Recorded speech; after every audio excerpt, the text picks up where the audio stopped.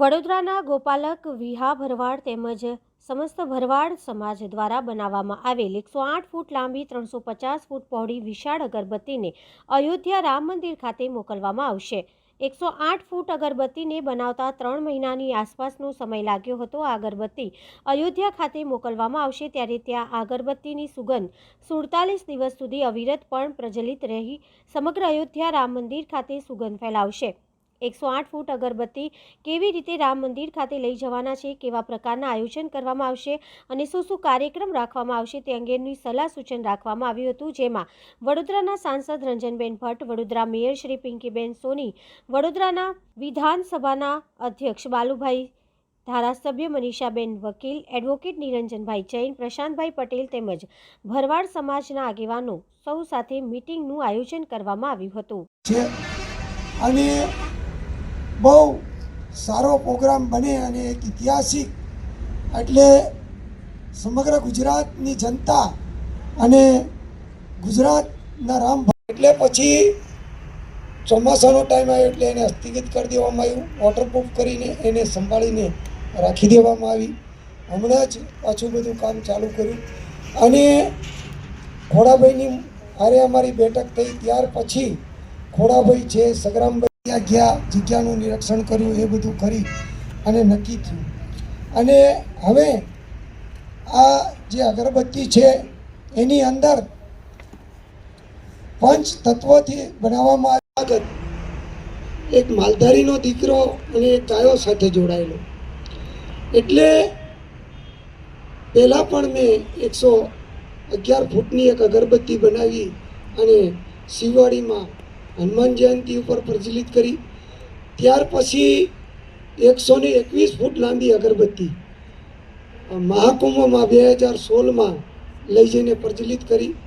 રોજની 80 થી 90,000 પબ્લિક ત્યાં પ્રદક્ષિણા કરતી હતી।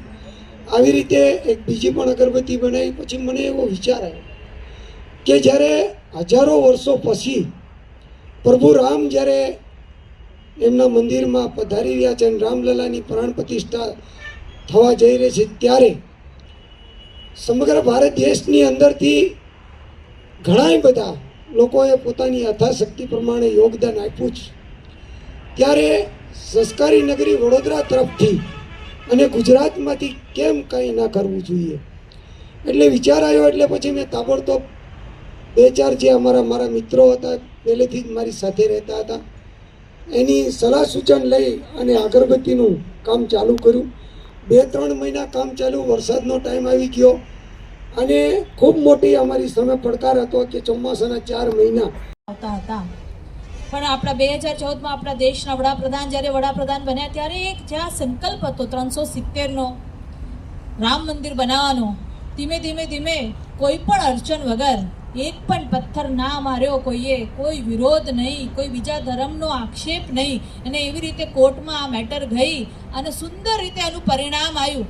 એક અવાજ કોઈ જગ્યાએ થયો હોય, એ આપણા દેશના વડાપ્રધાન કે ધર્મને શાંતિની સાથે જોડ્યું અને આપણે આજે આ રામ મંદિરનું નિર્માણ થયું છે। અને પોતે આપણા પ્રધાનમંત્રી એ મૂર્તિને લઈને ચાલતા 500 મીટર ચાલીને એ સ્થળ પર મૂકવા જઈ રહ્યા છે, એથી મોટી વસ્તુ શું હોઈ શકે આપણા માટે? અને જેની પ્રેરણાથી આગળ આ કામ પૂર્ણ થવા જઈ રહ્યું છે એવા આપણા સાંસદ રંજનબેન ભટ્ટ, નેતા શૈલેષભાઈ, આજ વિસ્તારના કાઉન્સિલર ભાઈ ઘનશ્યામભાઈ, સાથે આપણા વડીલ એવા એનવી કાકા, મંચસ્થ સૌ, સાથે મારી સામે બેઠેલી બધી મારી કાઉન્સિલર બહેનો, વિનોદભાઈ તો આ સમાજના આગેવાન પણ છે અને કાઉન્સિલર પણ છે અમારા વિધાનસભા, અને નીરજભાઈ તો નીરજભાઈ ખૂબ અમારા દોડતા અને સમાજ માટે, હિન્દુ ધર્મ માટે પણ જ્યાં હોય ત્યાં અડીખમ ઊભા રહેતા અને અમને પણ સાથે કંઈક ને કંઈક કામ આપતા જ રહેતા એવા અમારા નીરજભાઈ પણ, સાથે પ્રશાંતભાઈ પણ ઉપસ્થિત છે। અને ખોડાભાઈ જે વાત કરતા હતા હું સાંભળતી હતી, અને સાથે કાકાએ જે અગરબત્તી બનાવી છે એમને પ્રેરણા જે મળી છે, આગળ પણ આ કામ એમને કરેલું છે। 108 ફૂટની અને હમણાં એક મોડલ પણ અહીં મૂકેલું છે જે આપણે બધા જોઈ પણ શકીએ છીએ। ખૂબ સારી વાત છે। દરેક રાજ્યમાં કંઈક ને કંઈક નવીનતાથી અલગ અલગ સમાજના લોકો, સંગઠનના લોકો કંઈક ને કંઈક કરી રહ્યા છે. કેમ કરી રહ્યા છે? તો 500 વર્ષ પછી, 500 વર્ષથી પણ વધારે વર્ષો પછી આપણે અયોધ્યાનું મંદિર બની રહ્યું છે. આ તો આપણે ખાલી અહીંની વડોદરાની કે ગુજરાતની વાત કરીએ ને.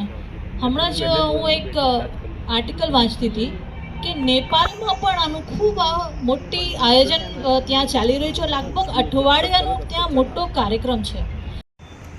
અને એ પ્લાનિંગમાં તમારા બધાનો વ્યૂ જોઈએ છે, કેવી રીતે કરવું જોઈએ. પહેલાં તો એ લોકો સાથે હું બેઠક કરી ત્યારે વાત એવી થઈ કે 19મી તારીખે આપણે અગરબત્તીને પ્રગટાવવી પડે, એટલે એની પહેલાં 15મીએ પહોંચવી પડે. ખોડાભાઈ, 15મી કે 16 જાન્યુઆરીએ પહોંચે, ત્યાં પણ પછી વ્યવસ્થિત મૂકવી પડે. તો એના કેટલા દિવસ પહેલાં આપણે અહીંયાથી આ અગરબત્તીની ગાડી મોકલી શકીએ, તો એ પણ પ્લાનિંગ કરવું પડે. 108 ફૂટ છે એટલે કેટલી ગાડી, કેટલી લાંબી ગાડી હશે, ટ્રક, એનું જે પેલું તમે ફાટકિયું બનાવશો એ કેટલું લાંબુ હશે, એ રસ્તામાં ચાલે તો કેવી રીતના જઈ શકશે ટ્રાફિકમાં. ત્યાં પણ પહેલાં જે જગ્યા બતાવી અયોધ્યા, તો આટલી લાંબી અગરબત્તી જાય એટલે એ ગાડી પહેલાં તો ત્યાં પહોંચવી પડે એવી જગ્યા જોઈએ. એટલે જે જગ્યા જોઈને આવ્યા હતા, કાલે પણ મારી વાત થઈ ત્યાં કલેક્ટરશ્રીની ઓફિસમાં કે મને રેખિતમાં આપો તો જ મને ખબર પડે કે આ પાક્કું. એટલે એમણે કીધું કે બેન, એ લોકો સાથે મારી વાત થઈ અને એમનું કહેવું એવું છે કે આટલી લાંબી અમારી ગાડી હશે, 108 ફૂટની અગરબત્તી એટલે 112 કે 15 ફૂટની તમારી ગાડી, બરાબર ને? આવું ત્યાંથી કલેક્ટરશ્રીએ કાલે મને